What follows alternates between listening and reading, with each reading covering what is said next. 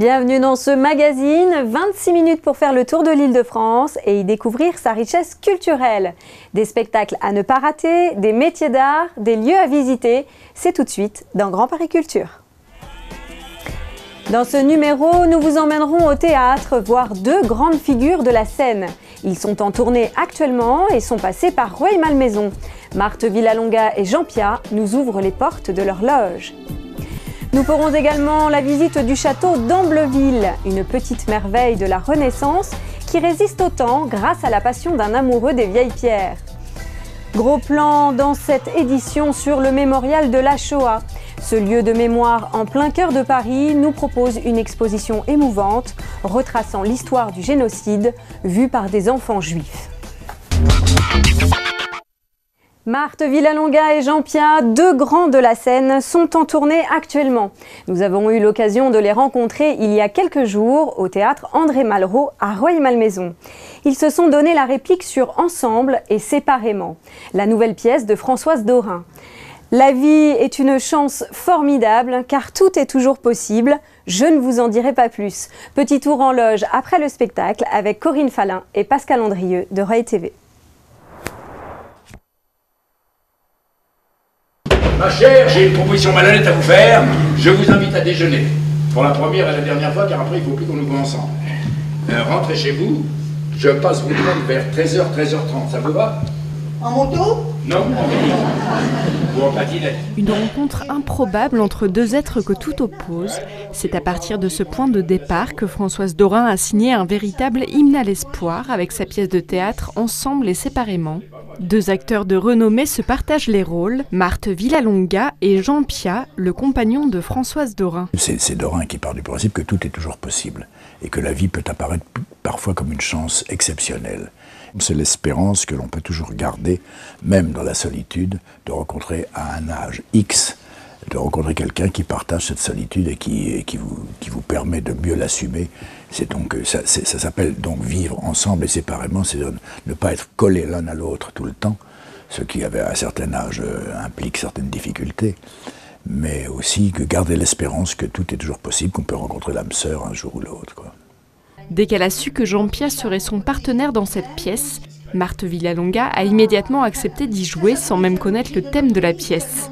Dans Ensemble et séparément, l'actrice s'illustre dans un registre totalement différent de son registre habituel, où elle incarne des personnages plus exubérants et extravertis. Il y a quand même des choses qui me touchent beaucoup et qui font partie de moi-même, mais que je ne faisais jamais, que je ne montrais pas, si vous voulez, dans les pièces de boulevard. Alors que là, c'est une pièce où il y a beaucoup de tendresse, beaucoup d'accords, tout ça. Et puis c'est assez, je dirais, c'est discret, voilà. Alors, c'est pas un personnage introverti, pas du tout, mais en même temps, aussi bien lui que moi, on cache beaucoup de choses personnelles. Parmi les spectateurs, beaucoup ont assisté à cette pièce, avant tout pour ses acteurs. Excellente pièce, mais là je ne suis pas très étonné parce que Jean Piat est quand même un grand monsieur. Et je dois dire que Marthe Villalonga m'a surpris dans ce genre de rôle quand même. D'habitude elle a toujours des rôles comiques. Et là, je l'ai trouvé à la hauteur avec lui. En tout cas la pièce elle-même est vraiment formidable. L'idée est très bonne en plus. Et la manière de jouer également. Mais Jean Piat, c'est normal. Hein. Je suis un fan. On a admiré l'éloquence de Jean Piat et puis de Madame Villalonga, Marthe aussi, Marthe Villalonga, quoi. Et puis, c'était très bien, de bonnes bruits. C'est bien, c'est humain, de bonnes relations. Mais il y avait une pièce de caractère derrière, quoi. C'est ça aussi. Et d'humour. Et de l'humour, oui, voilà. À 80 ans pour Marthe Villalonga et 88 ans pour Jean Piat, ces deux acteurs toujours pleins de projets représentent eux aussi un hymne à l'espoir. Début 2013, Marthe Villalonga sera d'ailleurs à l'affiche d'une comédie française avec Alain Chabat, Édouard Bern et Gérard Depardieu. Est-ce qu'il vous plairait de chanter en langue étrangère, en ukrainien par exemple? Eh bien c'est possible avec la chorale Akorini.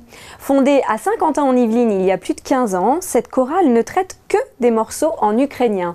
Plus de 60 choristes répètent toutes les semaines à Guyancourt sous la houlette de leur chef de chœur, Vassil Boris. Découvrez la gaieté des chants slaves avec Johanna Soudry de TV Fil 78.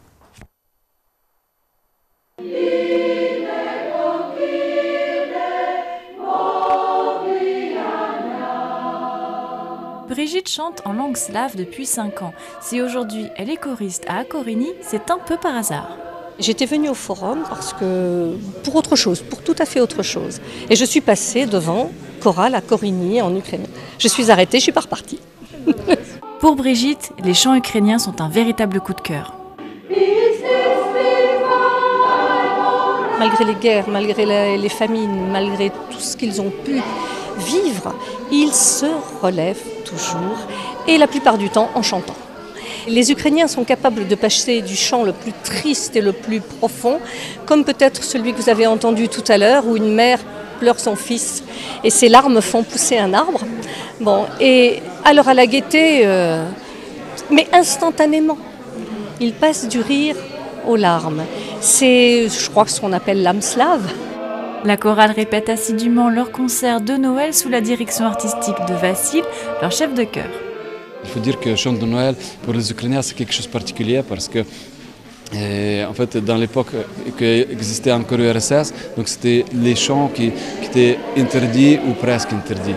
Et là, donc, nous, on a chanté en quelque sorte en cachette, donc voilà. Et moi, je connais tout ça. Et pour moi, ça fait quelque chose de supplémentaire. C'est pas une chant normale, mais quelque chose. Voilà, on peut chanter librement, on peut montrer aux autres gens.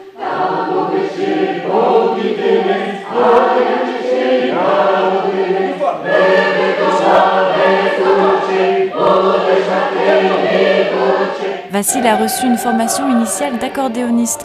Alors qu'il vient se produire dans l'Hexagone, il rencontre sa future épouse, habitante de la ville de Plaisir. Si la musique l'a fait venir en France, c'est l'amour qui l'a fait rester.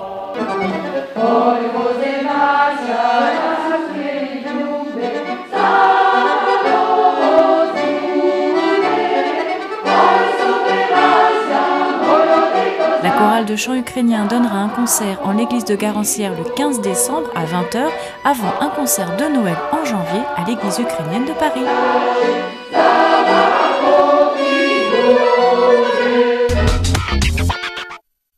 Ils sont près de 9000 artisans en France à exercer cette activité. Celui de tailleur de pierre. Ces artistes du bâtiment réalisent des éléments architecturaux en pierre de taille. Les murs, arcs, voûtes, colonnes et corniches n'ont plus de secret pour eux. Yvonique Leluyer exerce son métier depuis 2005 dans l'Essonne, à Moigny-sur-École. Martine Guégan de Téléssonne l'a rencontré.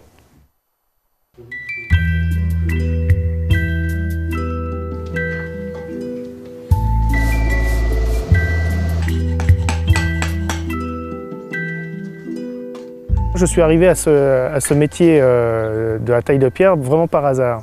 J'étais ouvrier agricole et j'ai voulu pour essayer de faire un métier manuel, changer de vie. Je suis passé par un congé individuel de formation et je suis allé me former. J'ai réussi à aller me former à Orléans, justement, à la Fédération compagnonnique d'Orléans, pour apprendre la taille de pierre. Pour moi, c'était un métier disparu. Ça n'existe plus, qui taille de la pierre aujourd'hui. et finalement, c'est un métier qui est tout à fait vivant. C'est un métier qui se modernise, qu'on ne voit pas forcément parce qu'il touche beaucoup moins le particulier que les monuments qui nous entourent. Donc forcément, on a l'impression qu'il a disparu, mais il se transforme.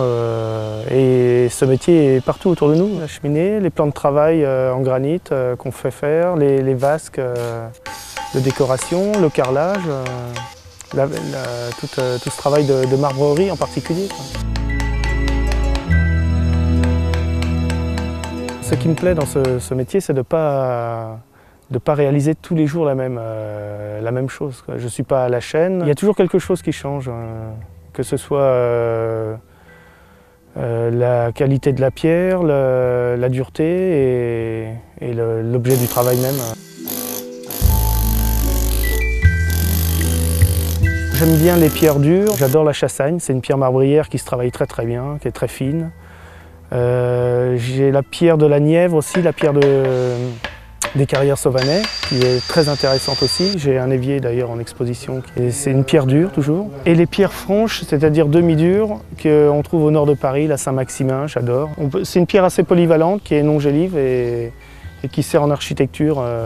Paris est fait avec ce genre de pierre, donc elle sert à tout.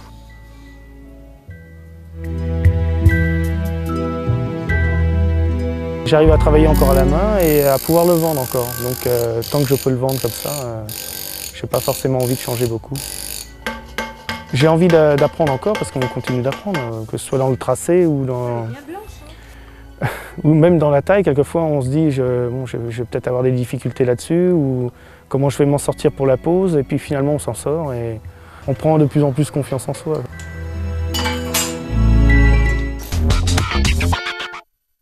L'Île-de-France compte de célèbres châteaux comme Rambouillet, Vincennes et bien sûr Versailles. Mais à côté de ces stars, il existe des châteaux moins connus qui méritent aussi le détour. Des petites merveilles qui résistent au temps grâce à la passion d'amoureux des vieilles pierres et de leur riche histoire. C'est le cas d'Olivier Couteau-Bégary. Il fait vivre le château d'Ambleville dans le Val d'Oise. Un château Renaissance d'origine féodale, à voir aussi pour ses jardins. Le lieu est ouvert au public. Notre journaliste Philippe Pémal de VOTV en a profité. Avec ses jardins à l'italienne, le château d'Ambleville distille un doux parfum d'Italie au cœur du Vexin français. Ancienne forteresse médiévale, il est transformé en château de style Renaissance au XVIe siècle par la famille de Mornay. Louis, le plus connu de la famille, fut surtout célèbre pour ses conquêtes amoureuses. Il sera l'amant de Madame Scarron, la future Madame de Maintenon, la dernière épouse du roi Soleil. Nommée marquise, elle séjournera à Ambleville avec les enfants illégitimes du roi. 2 siècles plus tard, c'est une autre marquise, celle de Villefranche, qui rachète le château. Inspirée par une villa de Florence, elle redessine les jardins pour en faire de magnifiques terrasses à l'italienne. C'est un jardin typiquement italien. Le jardin italien est un jardin qui est structuré, qui est formel. Vous devez, au fur et à mesure où vous vous promenez, vous devez découvrir des choses. Vous avez des marches, vous avez une surprise à chaque chose. Et c'est un jardin donc qui est vert, il y a très peu de fleurs. Et le tout donc ce sont des taupières, des choses qui sont taillées pour leur donner des formes et des pièces d'eau. L'eau évidemment qui est tout à fait nécessaire dans les jardins. Les décorations intérieures du château sont elles aussi remarquables. Tapisserie, plafond peint, salon en cuir et aussi quelques meubles somptueux en ébène. C'est un meuble donc, qui est d'une inspiration italienne au départ.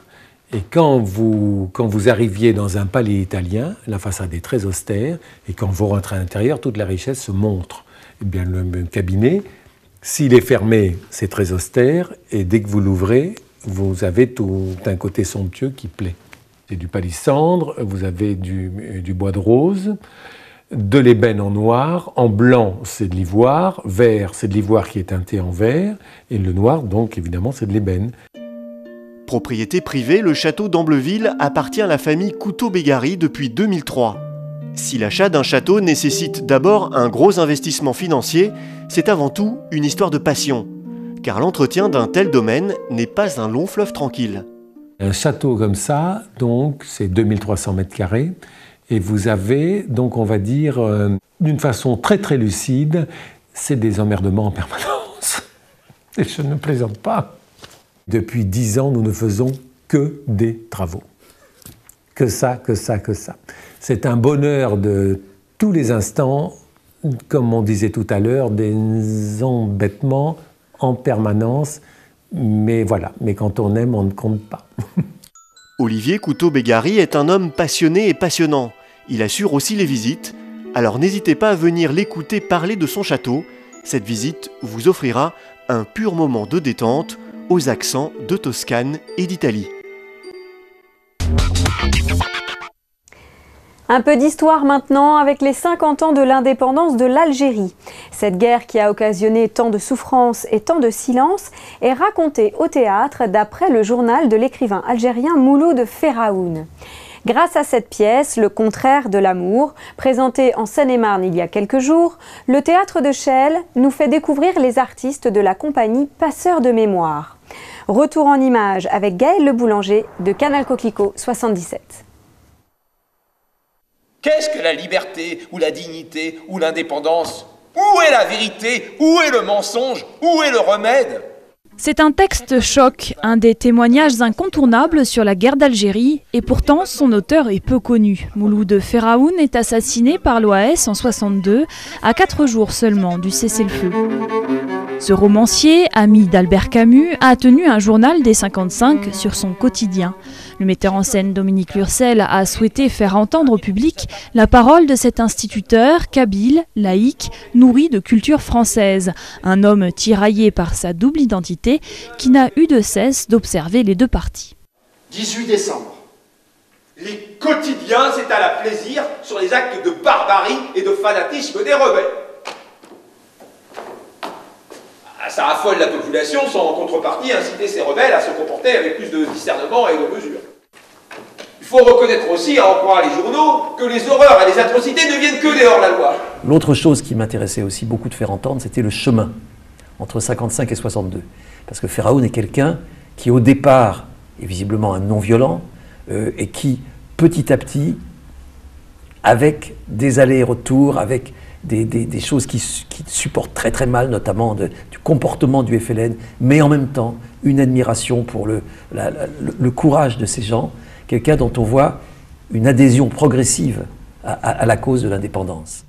Et pour porter ce texte, il fallait un comédien sans pathos, capable de faire vivre les mots d'un écrivain loin de tout manichéisme, qui raconte les exactions et la peur de tous côtés.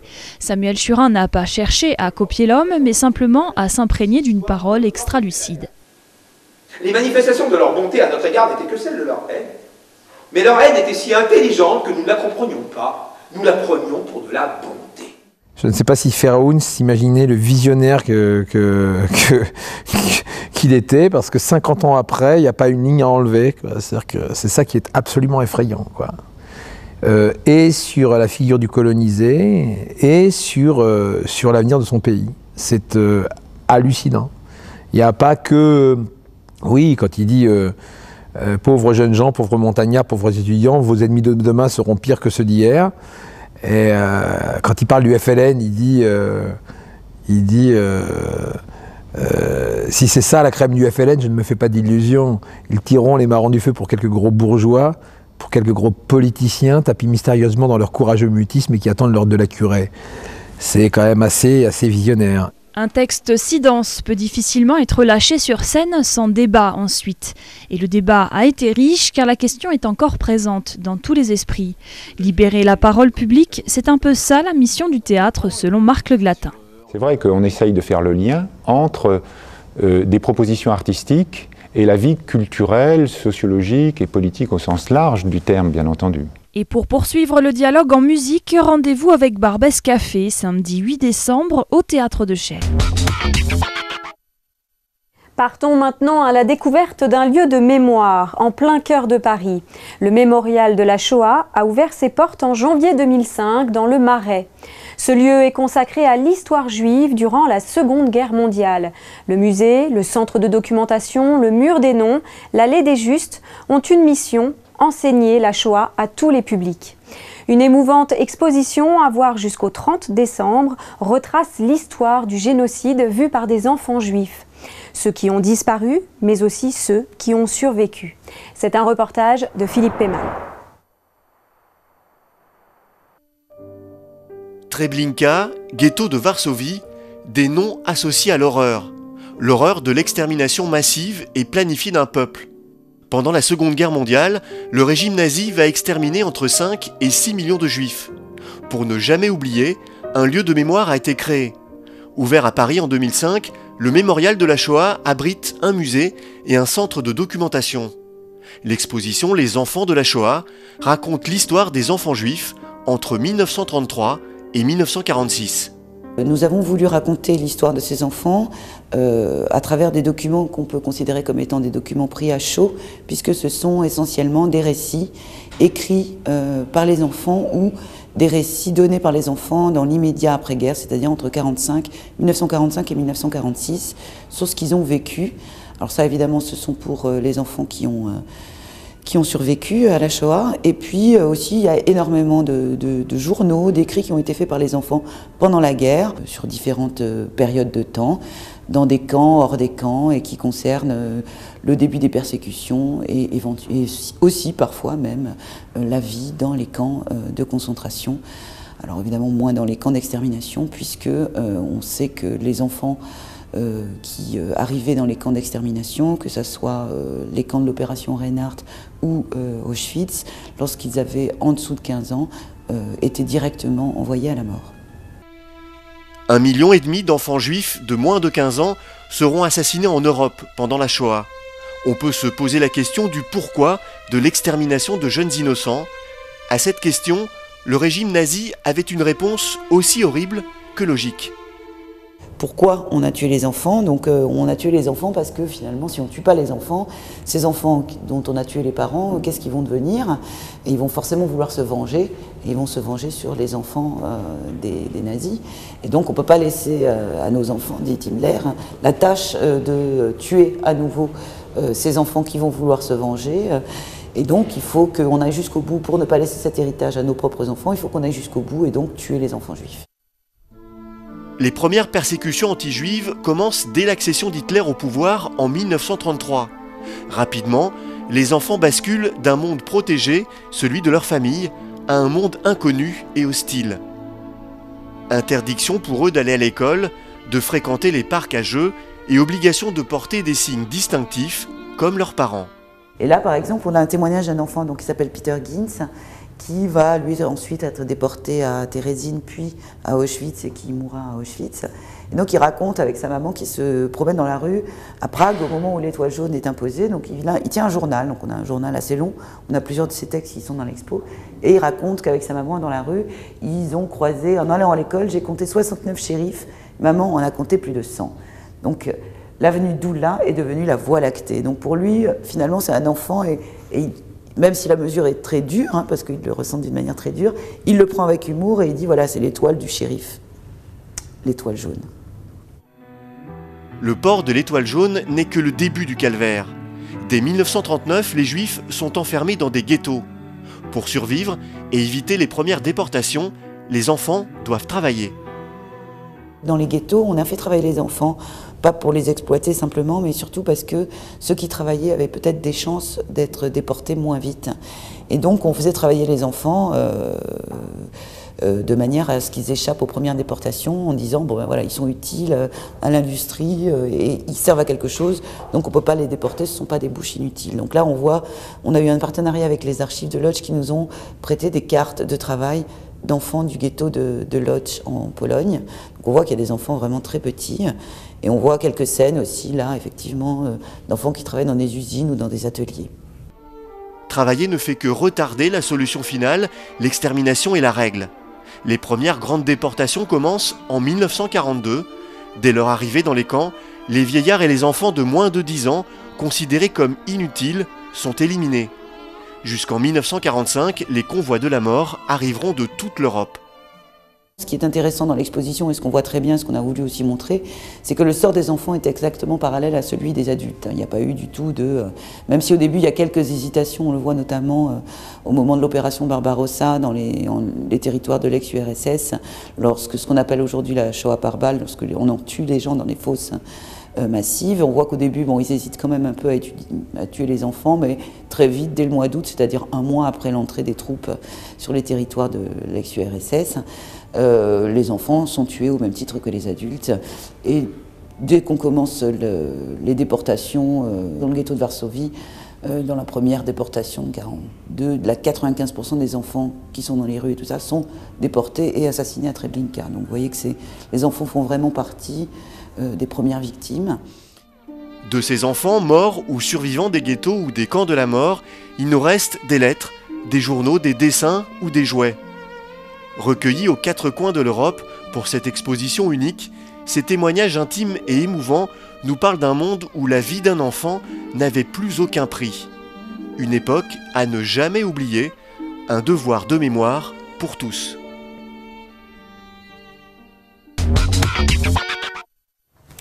On termine en musique pour adoucir les esprits. Vous avez jusqu'au 16 décembre pour découvrir les nouveaux courants du jazz et de la musique improvisée.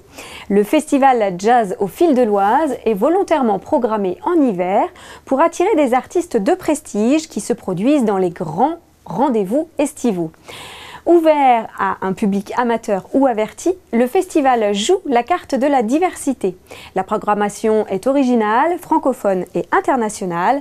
Marie Pré et Christophe Rigaud de VOTV ont assisté au concert d'Edmar Castaneda, harpiste colombien à Éragny-sur-Oise.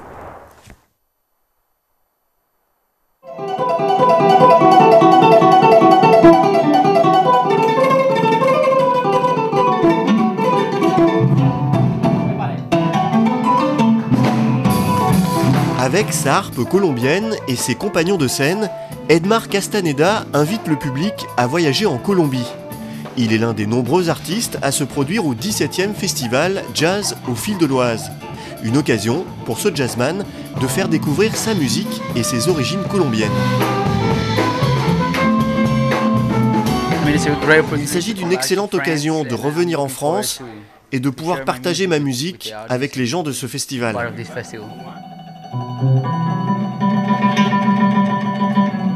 Le festival propose durant 6 semaines des concerts dans plusieurs villes qui bordent les rives de l'Oise.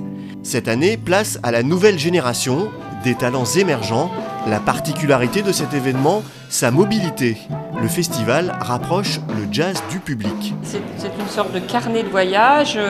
On se promène un peu partout dans le monde parce que ces musiciens de jazz sont des gens très ouverts, des créateurs, des explorateurs, des gens épris de liberté, qui aiment construire des ponts et non des barrières, comme disait Trilok Gourtou. Le public est invité à voyager au travers des différents styles et influences musicales qui font le jazz d'aujourd'hui. Après Éragny-sur-Oise, le festival se rendra à Cergy, Méry-sur-Oise ou encore l'Isle-Adam, à consommer sans modération jusqu'au 16 décembre.